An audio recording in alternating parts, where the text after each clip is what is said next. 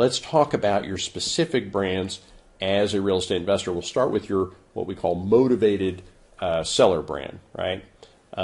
So this is the brand you're going to build to go after motivated sellers. And what does that mean? These are people that need to sell their home and probably don't have a situation that is going to be solved by a traditional real estate. So your audience is motivated sellers and perhaps realtors, mortgage brokers, attorneys that are working with clients that need to sell their house in non-traditional, usually very fast ways using unique solutions. And then to some degree, all sellers can be attracted to your motivated seller brand. What does your target audience want? Generally, motivated sellers want to sell fast. They want to not have to bring any money to the table because they probably don't have any.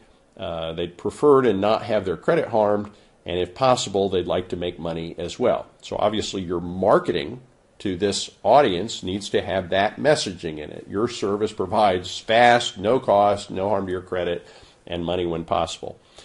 So your messages are things like "We Buy Houses."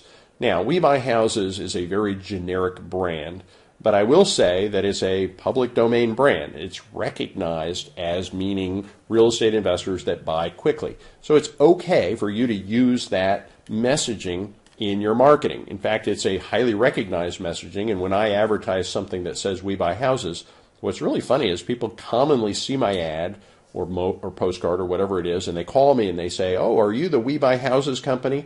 And I say, "As a matter of fact, I am." Which is great because, whatever branding and marketing the 10,000 million investors before me did to brand that term, "We Buy Houses," now I get credit for being that company and the people, the company people have heard of all their lives. Other messages: fast, cash, as is. When somebody is a motivated seller, they need to sell fast. Cash basically means the same thing as fast. Most motivated sellers don't recognize the difference between fast and cash. They have a perception that the only way to buy fast is if you're buying with cash. So you always have to advertise yourself as a cash buyer. Even if you have no intent to buy the house with cash, if they accept a cash offer from you, you're going to do what? You're going to wholesale or assign that contract to another investor for a fee. So you always advertise cash. If you don't advertise cash, then guess what? Your response rate is going to go way down. You always want to make it clear that your solution is as is. Any condition is okay, any problem is okay, because most of these homes are going to have problems and are going to have with their condition, and the sellers may have unique problems as well.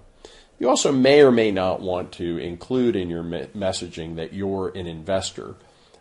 If you advertise or make it clear in your marketing that you're an investor, the perception from the seller is going to be that, hey, this guy is not going to offer me full price for my house. So there's going to be a lower response rate. But that being said, the people that do respond are going to be more likely to do business with you. If you don't tell them you're an investor, you'll get a higher response rate, but a lot of the people that are calling you are not going to end up doing business with you. So depending on how automated your sales process is, will answer that question of whether or not you want to identify yourself as an investor. In other words, if you're taking all the phone calls yourself, you may not want 1 million phone calls from people looking for a full price offer. If on the other hand you have an automated sales process, then you may be okay, having the machine take care of all those extra leads. You always want your messaging to include a unique selling proposition. Why should somebody do business with you? That's part of your messaging, and we talk about this in creating your message as well, that you're going to use in branding yourself to motivated sellers. So, for example, unique selling proposition for